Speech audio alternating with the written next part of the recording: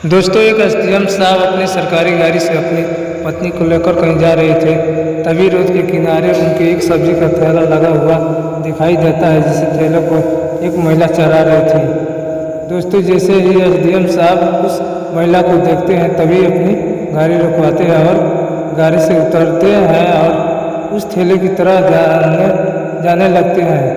दोस्तों, जो महिला वहाँ पर थैला लगाई थी वह एसडीएम साहब को अपनी तरह आते हुए देखती है, तो वह अपने चेहरे को छुपाने लगती है। दोस्तों, तभी एसडीएम साहब उससे कहते हैं कि किरण, मैंने तुम्हारा चेहरा देख लिया है, तुमको चेहरा छुपाने की जरूरत नहीं है। उसके बाद दोस्तों वह महिला एसडीएम साहब के सामने हाथ जोड़कर माफ़ी मांगने लगती है और फूट फूट कर रोने लगती है। दोस्तों, आखिरी वह महिला कौन थी और एसडीएम साहब के सामने वह रो क्यों रही थी और रो रो कर उनसे माफ़ी मांग रही थी, और एसडीएम साहब और उस महिला के बीच में रिश्ता क्या था? आइए जानते हैं पूरी घटना की सच्चाई इस वीडियो के माध्यम से। लेकिन दोस्तों, वीडियो में आगे बढ़ने के लिए पहले वही आप लोग से छोटा सा रिक्वेस्ट है कि अगर आप लोग हमारे चैनल पर पहली बार आए हैं तो चैनल को सब्सक्राइब कर दीजिए और वीडियो को लाइक कर दीजिए, ताकि जो मेरा हौसला है वो और भी ज़्यादा बढ़ता है और भी ज़्यादा रिक्वेस्ट इस तरह की कहानी ऐसे ही मैं आप लोगों को सुनाता रहूँगा। दोस्तों, यह सच्ची घटना उत्तर प्रदेश के मुरादाबाद के एक गांव की है, जहां पर एक किरण नाम की लड़की रहती थी। दोस्तों, किरण दिखने में बहुत ही ज़्यादा खूबसूरत थी और उसके अपनी खूबसूरती पर बहुत ज़्यादा घमंड था। किरण कभी कभी अपनी सहेलियों के साथ जब घूमती फिरती थी तो हमेशा कहती थी कि मुझसे शादी करने के लिए कोई राजकुमार ऊपर से उतरकर आएगा और फिर मुझसे शादी करेगा। दोस्तों, किरण अपने कॉलेज की पढ़ाई कर रही थी और इस तरीके से दिन गुजर रहे थे। लेकिन जैसे जैसे दिन गुजर रहे थे वैसे वैसे किरण उम्र भी बढ़ रही थी। तो किरण के माता पिता किरण की शादी करने के लिए सोचने लगते हैं।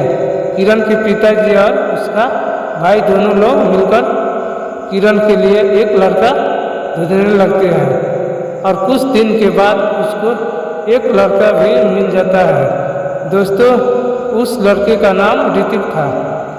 ऋतिक दिखने में उतना ज़्यादा खूबसूरत तो नहीं था, लेकिन पढ़ा लिखा था, लड़का और संस्कार भी था। माँ बाप का इज्जत करना बहुत अच्छे से वो जानता था। दोस्तों, जैसे ही किरण के पिताजी और किरण के भाई उस लड़के के से बातचीत करते हैं तो उस लड़के का जो स्वभाव है वो बहुत ज़्यादा अच्छा दिखाई देता है। उस लड़के के से बातचीत करने के बाद उन लोगों को बहुत अच्छा फील होता है और वह लड़का घर परिवार का इज्जत करने वाला था, जिस वजह से वह लड़का किरण के पिताजी को पसंद आ रहा था और उस लड़के से किरण की शादी तय कर दी जाती है। दोस्तों, शादी तय करने के बाद किरण के पिताजी जब घर पर आते हैं तो तभी किरण अपने पिताजी से पूछती है कि पापा, आपने तो लड़का अपने तो मेरे लिए पसंद किया है, वो लड़का सुंदर है तो ना, वो लड़का तो लायक तो ना है ना, क्योंकि हम दोनों की जोड़ी ऐसी दिखनी चाहिए। मैं जितनी खूबसूरत हूँ उतना ही खूबसूरत मेरा दूल्हा भी होना चाहिए। तब दोस्तों, किरण के पिताजी कहते हैं कि बेटा देखो, शकल सूरत उतना ज़्यादा मायने नहीं रखता है, जो मैंने लड़का तुम्हारे लिए देखा है वह लड़का लाखों में एक है। लड़का ऐसे विचारों का होना चाहिए, मान सम्मान करने वाला होना चाहिए और तुम्हारी इज्जत करने वाला होना चाहिए। दोस्तों, किरण अपने पिताजी की बातों को सुनकर थोड़ा सा मासूम हो जाती है। तभी तो जो किरण का भाई था वह उस लड़के का फोटो किरण को दिखाता है। तो जब लड़के का फोटो किरण देखती है तो अपना चेहरा ऐसे ही नीचे की तरह झुकाकर एकदम से और मासूम हो जाती है। दोस्तों, किरण सोचती है कि लड़का दिखने में कुछ खास नहीं लग रहा है, क्या होगा, मेरी शादी उसके साथ कैसे होगी, कैसे मेरी ज़िंदगी उसके साथ गुजरेगी। दोस्तों, यही सोचकर वह बहुत परेशान हो रही थी। तभी किरण का भाई यह कहता है कि बहन देखो, लड़का पढ़ा लिखा है और सरकारी नौकरी की तैयारी कर रहा है।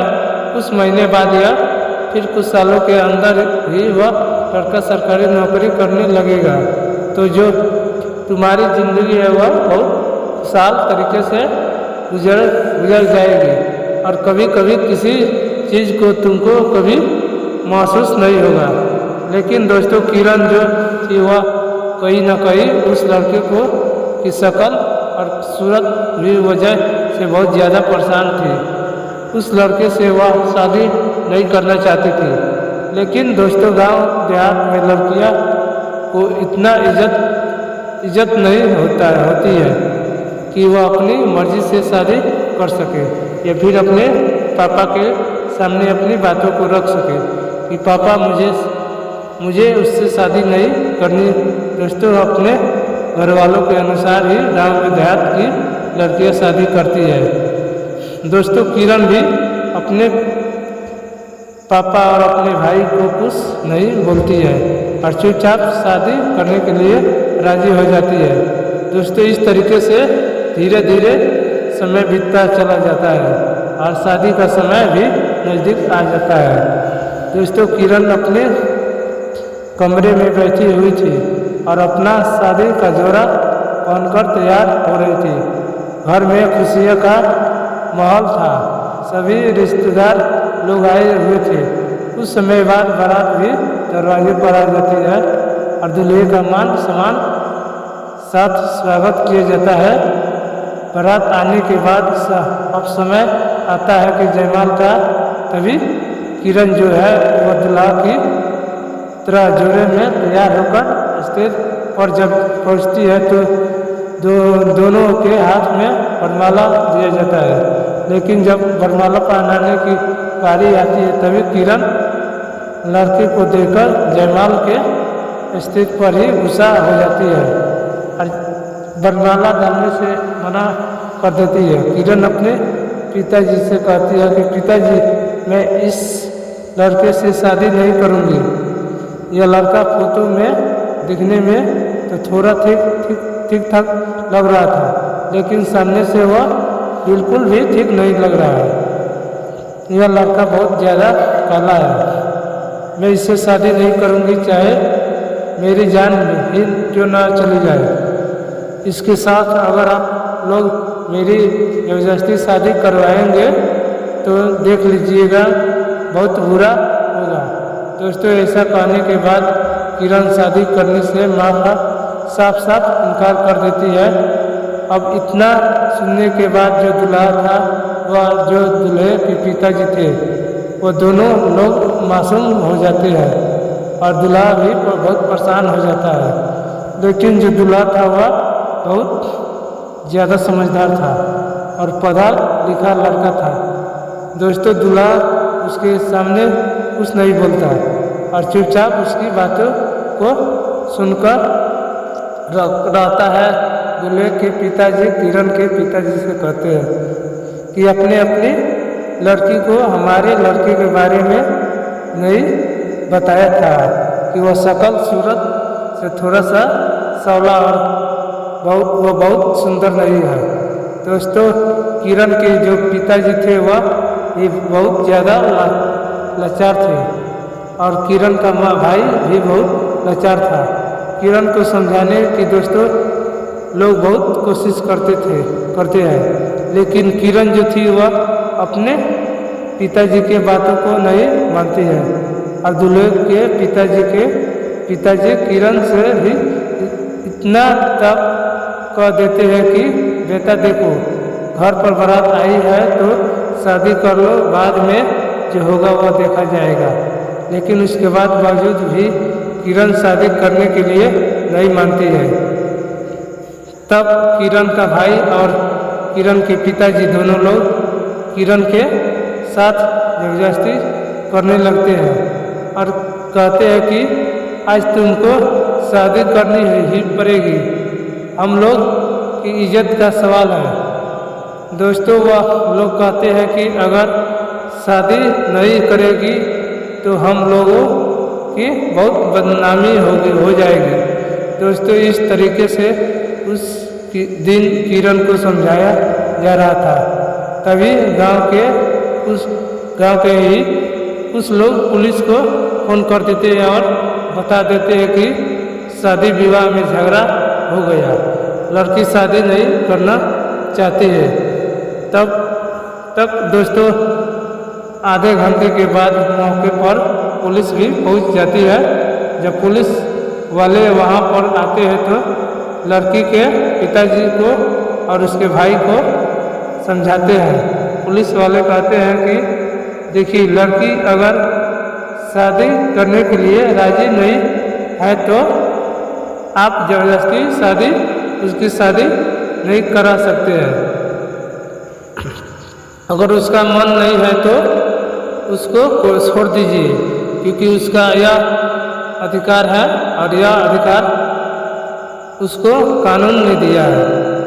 दोस्तों अब किरण के पिताजी और उसका जो भाई था वो दोनों लोग लाचार हो जाते हैं और मजबूरी में जो लड़का था, जो दूल्हा, उसको अपनी बारात वापस ले जानी पड़ जाती है। लेकिन जब लड़का अपनी बारात को वहाँ से लेकर गांव में बाहर निकल रहा था, तभी उसी गांव का एक गरीब किसान दूल्हे के पापा से आकर कहता है कि अगर आपको एतराज ना हो तो मैं आपसे कुछ बात करना चाहता हूँ।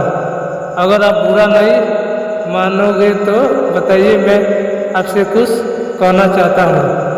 तब दोस्तों दूल्हे के पिताजी कहते हैं कि अब सब कुछ बर्बाद हो गया है, अब बचा है क्या है? गया है कि इससे ज़्यादा हमारी बदनामी क्या हो सकती है? इससे ज़्यादा बुरा हमारे साथ क्या हो सकता है?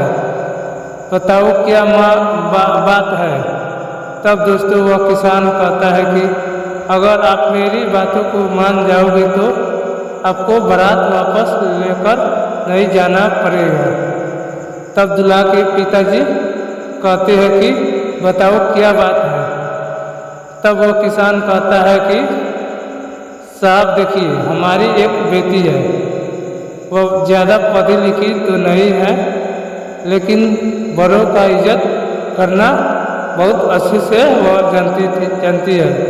घर का सारा काम वह जानती है, सब कुछ आपका काम कर देगी, खाना पीना बना देगी और आपके लड़के को बहुत खुश रखेगी। उसकी बहुत ज़्यादा सेवा करेगी और आप लोगों की भी इज्जत करेगी। अगर आप लोग बुरा नहीं मानोगे तो आप हमारी बेटी से शादी करके बारात लेकर जा सकते हैं। अब बहुत गरीब है, पैसे दान दे तो नहीं दे पाएंगे, बस अपनी बेटी को ही आपको दे सकते हैं। दोस्तों पुराने ज़माने में जब किसी की बारात वापस चली जाती थी तो गांव के लोग हंसी इसी तरीके से शादी करवाकर बारात को विदा करते थे कि जिस वजह से दूल्हा को जो पिताजी के उसको यह बात बहुत हंसी लगती है, क्योंकि दूल्हे के जो पिताजी है वह सोच रहे थे कि शादी में इतना ज़्यादा खर्चा हो गया है और इस घर के लोग आए हैं। अगर शादी नहीं होगी तो इनकी इज्जत का क्या होगा।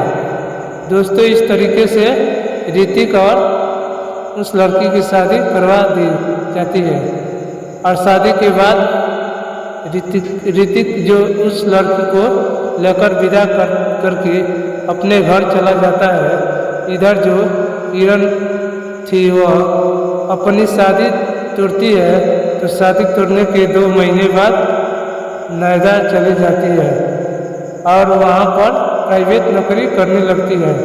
दोस्तों, इसी बीच किरण की मुलाकात एक लड़के से हो जाती है।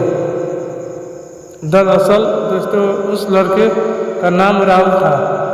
दोस्तों, किरण राहुल को जब पहली बार देखी थी तभी उसके एक ही झटके में राहुल पसंद आ गया था और बार बार राहुल को वह देखा करती थी। हमेशा राहुल को ये ऐसा लगने लगा था कि जो किरण है वह उससे प्यार करती है, उसको चाहती है और जिस वजह से जो राहुल था वो कभी कभी ये फिर से हमेशा वो किरण के आगे पीछे बाइक लेकर घूमता रहता था। दोस्तों, 1 साल के बाद किरण और राहुल के बीच में अच्छी खासी दोस्ती भी हो जाती है और दोनों एक दूसरे से प्यार भी करने लगते हैं। किरण सोच रही थी कि चलो अच्छा हुआ कि मैं ऋतिक से शादी नहीं की हूँ, नहीं तो मेरा ज़िंदगी बर्बाद हो जाती। किरण यह सोच रही थी कि जैसा लड़का उसको जीवन में चाहिए था वैसा लड़का राहुल उसको मिल गया। अब उसकी ज़िंदगी हंसी खुशी गुजर जाएगी। लेकिन दोस्तों, किरण नहीं जानती थी कि राहुल को वह जितना अच्छा समझ रही थी उतना अच्छा राहुल है नहीं।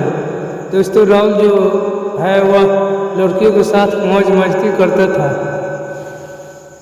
जुआ खेलता था, लड़कियों के साथ अवैध उसका संबंध भी था। वो दारू शराब पीता था और पढ़ा लिखा भी नहीं था। लेकिन राहुल की एक खासियत भी था कि खासियत यह था कि राहुल कभी भी जब किरण से मिलने के लिए आता था तो उसके सामने जब आता था तब दारू शराब पीकर या फिर नशे में हालत में नहीं आता था, तो हमेशा एक ऐसा लड़का बनकर किरण के सामने आता था, उससे मिलता था और उसके साथ वक्त बिताता था। दोस्तों, किरण 2 साल के बाद माता पिता से बातचीत करती है और राहुल को उससे शादी करने के प्रस्ताव अपने माता पिता के सामने रख देती है। जब किरण के माता पिता को पता चलता है कि किरण अपनी मर्जी से शादी करना चाहती है तो वो लोग भी उसके मना नहीं करते हैं, क्योंकि वो लोग जानते थे कि एक बार उसकी शादी टूट चुकी है और इस बार भी मना करेंगे तो उसकी शादी टूट जाएगी। यही सब सोचकर वो लोग जो थे वो फिर किरण की मर्जी के खिलाफ नहीं जाते हैं और किरण की शादी राहुल से तय करवा देते हैं। दोस्तों, राहुल दिखने में बहुत ही खूबसूरत था, अच्छे कपड़े पहनता था, महंगी गाड़ी से घूमता था। यही सब देखकर जो किरण थी वो राहुल को पसंद करने लगी, उससे शादी भी कर ली थी। शादी होने के बाद किरण राहुल के साथ बहुत खुश थी और यही सोच रही थी कि चलो अच्छा हुआ कि मैं ऋतिक से शादी नहीं तो मेरी ज़िंदगी बर्बाद हो जाती। लेकिन दोस्तों, किरण यह बात नहीं जानती थी कि उसकी ज़िंदगी ऋतिक से साथ बर्बाद नहीं होती, बल्कि उसकी ज़िंदगी अब जाकर बर्बाद होने वाली थी और उसको इस बात की भनक भी नहीं थी कि दोस्तों, शादी होने के 6 महीने गुजर जाते हैं, लेकिन इन 6 महीने में अभी भी किरण को यह पता नहीं था। बात पता नहीं चलता है कि उसका जो पति है वो नशेड़ी है और दारू शराब पीता है, क्योंकि राहुल घर पर कभी दारू शराब पीकर आता ही नहीं था। जब भी लड़कियों के साथ उसका मौज मस्ती भी करना होता था तथा संबंध बनाना होता था, तो वह घर से बाहर होटल बुक करता था और होटल पर भी मौज मस्ती करता था। और धीरे धीरे करके ऐसे ही पूरे 1 साल गुजर जाते हैं और किरण एक खूबसूरत बच्चे को जन्म देती है। लेकिन अब जाकर किरण को थोड़ा बहुत पता चलने लगा था कि उसका जो पति है राहुल वो दारू शराब पीता है। लेकिन दोस्तों किरण उससे कुछ बोलती नहीं थी, जो सोचती थी कि चलो कभी कभी पीता होगा। लेकिन जैसे जैसे वक्त गुजर रहा था वैसे वैसे विशाल की जो हरकत है वो और भी ज़्यादा बढ़ती जा रही थी। राहुल अब किरण के सामने दारू शराब पीकर आने लगा था और लड़कियों के साथ उसके सामने बातचीत करने लगा था। जब किरण उसको मना करती थी तब राहुल उसको दाद दिया करता था और कहता था कि कुछ भी और बोलोगी तो मार पीट कर तुमको यह से भगा दूंगा। अब दोस्तों किरण को बहुत बड़ा झटका लग जाता है। जब से यह बात सुनती है तो किरण सोचती है कि मैं अपनी मर्जी से शादी की हूँ, लेकिन ऐसा लड़का निकल आएगा तो मैं ऐसा कभी सोची थी नहीं थी। दोस्तों वह कहती है कि जितनी सुंदर मैं था उतना ही ज़्यादा सुंदर यह भी था, लेकिन मैं सोचती थी कि लड़का मेरी सुंदरता की कदर करेगा तो मेरी इज्जत करेगा, लेकिन शादी के 1 साल बाद ही इसको क्या हो गया है ये पूरी तरीके से बदल गया है। दरअसल दोस्तों उस समय किरण को यह बात पता चल गई थी कि जो राहुल और उसका अवैध संबंध लड़कियों के साथ चल रहा था और उसी बात को लेकर राहुल और किरण के बीच में लगातार लड़ाई झगड़े होते रहते थे। दोस्तों इस तरीके से लड़ाई झगड़ा करते करते पूरे 1 साल और गुजर जाता है और किरण के एक बच्चे को जन्म देती है। अब दोस्तों किरण की शादी को पूरे 3 साल गुजर चुकी थी, लेकिन दोस्तों अब किरण की हालत और भी ज़्यादा खराब हो चुकी थी, क्योंकि किरण एकदम से मजबूर हो चुकी थी और किरण राम को छोड़कर जा ही नहीं सकती थी और अपनी मजबूरी अपने माता पिता से बता भी नहीं सकती थी, क्योंकि दोस्तों किरण अपनी मर्जी से शादी की थी। इसलिए जो भी उसके साथ हो रहा था, जो भी उसके ऊपर बीत रहा था, वो अपने घर वालों को नहीं बताना चाहती थी। दोस्तों किरण सोच रही थी कि हमारे घर वाले ही मेरे ऊपर ताना मारेंगे। अगर उसको पता चलेगा कि उसके साथ यह सब कुछ हो रहा था है तो वो सोच रही थी कि हमारे घर वाले कहेंगे कि तुम अपनी मर्जी से शादी की हो तो तुम इस चीज़ को देखो, ये तुम्हारी जिम्मेदारी है। दोस्तों इस तरीके से धीरे धीरे करके समय गुजरने लगता है, लेकिन घर में लड़ाई झगड़े होने की वजह से राहुल और भी ज़्यादा टेंशन में रहने लगा था और भी ज़्यादा दारू शराब पीने लगा था, जिस वजह से घर में और भी ज़्यादा लड़ाई झगड़ने होने लगते हैं और रोज रोज लड़ाई झगड़ने होने के लगते हैं कि दोस्तों यह तब तो नौबत आती है कि राहुल के पास अब इतने में भी पैसे नहीं थे कि वह अपने बच्चों की देखभाल कर सकते हैं, अपने बच्चों की दवाई करा सके। दोस्तों इस तरीके से उनकी ज़िंदगी बहुत ज़्यादा खराब हो चुकी थी। तभी दोस्तों जो किरण है वह अपने पति से अलग होने का फैसला करती है, क्योंकि किरण अपने बच्चों का भविष्य खराब होते हुए नहीं देखना चाहती थी। दोस्तों, अब तो जाहिर सी बात है कि किसी भी औरत के 2 बच्चे पैदा हो जाएंगे तो वह कहीं की नहीं रह जाएगी, वो अपने बच्चों के ही में ही परेशान हो जाएगी। यह है कि हाल हुआ था कि किरण का दोस्तों किरण अपने पति से लड़ाई झगड़ने के चलते अपना ससुराल छोड़ देती है और ससुराल छोड़कर नोएडा में ही एक रूम रेंट पर ले लेती है और अपने बच्चों के साथ वहाँ पर रहने लगती है। दोस्तों, किरण सोचती है कि ऐसे तो मेरी ज़िंदगी चलेगी नहीं, पैसा तो कमाना ही पड़ेगा, कुछ न कुछ तो करना ही पड़ेगा।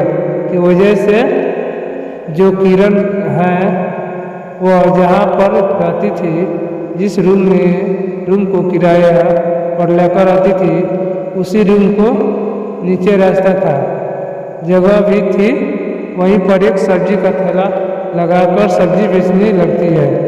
दोस्तों, सब्जी बेचकर किरण जो रोज 200 से 300 रुपये बच जाते थे और उन पैसों से वह अपना और अपने बच्चों का पालन पोषण आराम से कर लेती थी और उसी पैसे में से कुछ पैसा वो बचाकर अपने बैंक में भी जमा कर लेती थी। दोस्तों, अभी 3 महीने हुए थे किरण को वहाँ पर एक ठेला लगाकर सब्जी बेचने हुए तभी अचानक किरण को पता चलता है कि जिस लड़के से पहली बार उसकी शादी तय हुई थी, जिस लड़के से वह शादी नहीं की थी, शादी करने से मना कर रही थी, वह लड़का आज SDM बन गया है। दोस्तों, अब किरण अपनी किस्मत को कोसने लगती है और सोच रही थी कि शायद उस दिन पिताजी की बातों को मान लेना चाहिए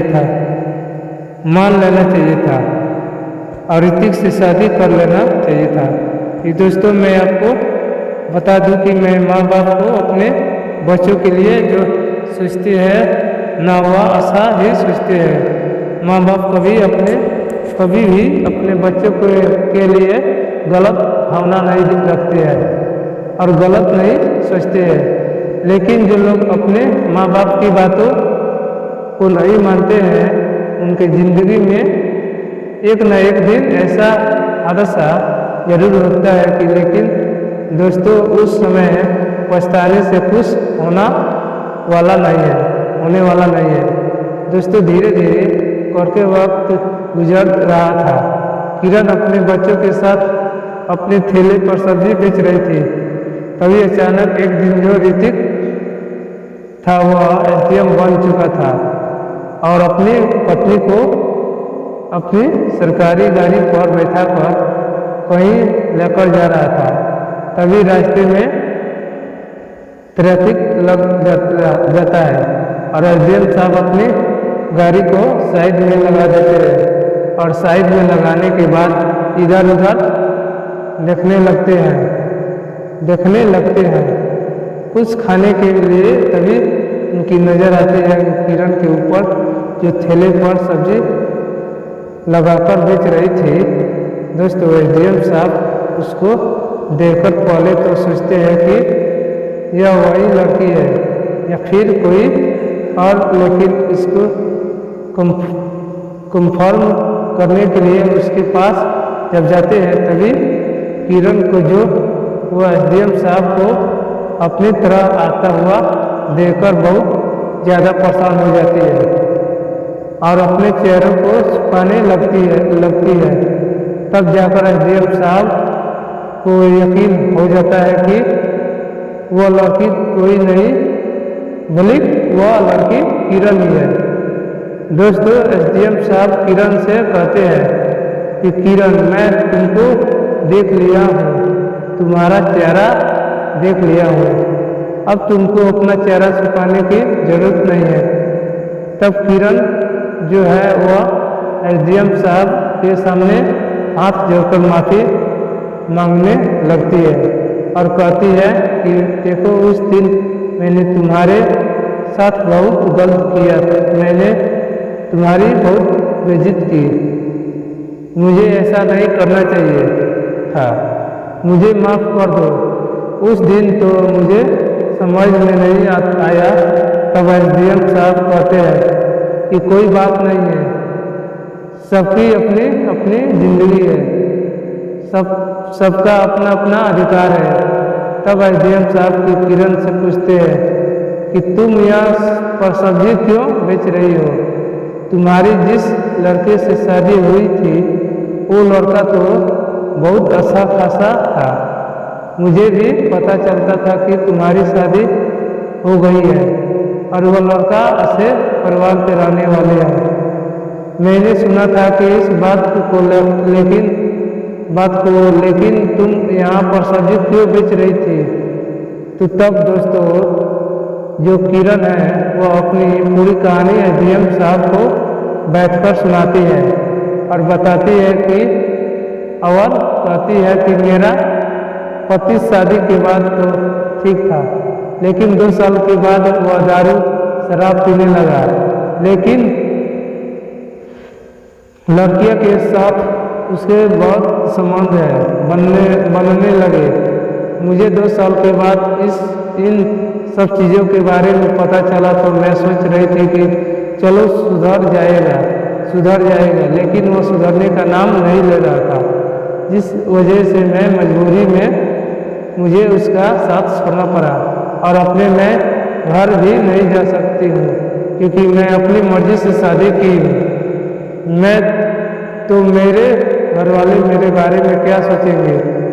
वो भी लोग मेरे बारे में गलत ही सोचेंगे, इसलिए मैं घर वालों को बिना बताए कैसे भी करके यहाँ पर ठेले पर सब्जी बेच रही हूँ, अपनी ज़िंदगी गुजार रही हूँ। दोस्तों एसडीएम साहब काफ़ी देर तक किरण से बातचीत करते हैं और वहाँ से जब जाने लगते हैं तब किरण से कहते हैं कि किरण अगर तुम्हें किसी भी चीज़ की ज़रूरत पड़ेगी तो तुम मुझे ज़रूर बताना, मैं तुम्हारी मदद करूँगी।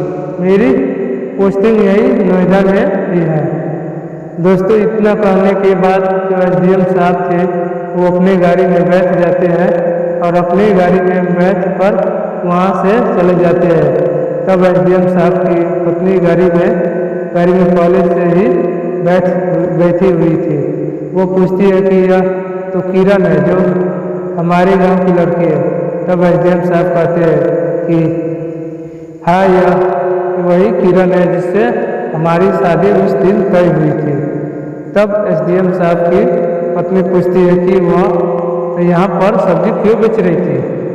उसकी तो शादी बहुत बड़े घर में हुई थी। तब एसडीएम साहब अब इसकी पूरी कहानी अपनी पत्नी को बताते हैं। उसके बाद एसडीएम साहब अपनी पत्नी को लेकर वहाँ से चले जाते हैं। दोस्तों इस तरीके से यह कहानी यहीं खत्म हो जाती है। दोस्तों इस कहानी से बहुत कुछ सीखने को मिलती है। किरण को अपनी शक्ल और सूरत पर इतना घमंड था कि उसका घमंड उस दिन टूट गया था और आज भी उसकी शक्ल सूरत उसके काम नहीं आ रही थी। दोस्तों शक्ल सूरत आपको खाने के लिए नहीं देगी।